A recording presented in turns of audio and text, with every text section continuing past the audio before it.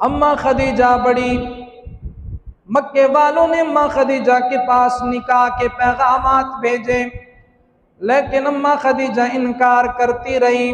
मक्का वाले इकरार करते रहे, लेकिन अम्मा खदीजा इनकार करती रही। 40 साल की उम्र अम्मा खदीजा की, लेकिन अम्मा खदीजा शादी नहीं कर रही किसी से। हुजूर से इतनी मुतासिर हुई, इतनी मुतासिर हुई, अपनी एक सहेली नफीसा से कहने लगी, और नफीसा तू जाकर मोहम्मद इब्ने अब्दुल्लाह को निकाह का पैगाम दे दे।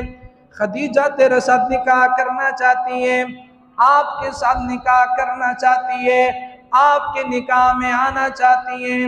मेरे दोस्तों, मेरे नबी की 25 साल की उम्र है, शबाब का आलम है।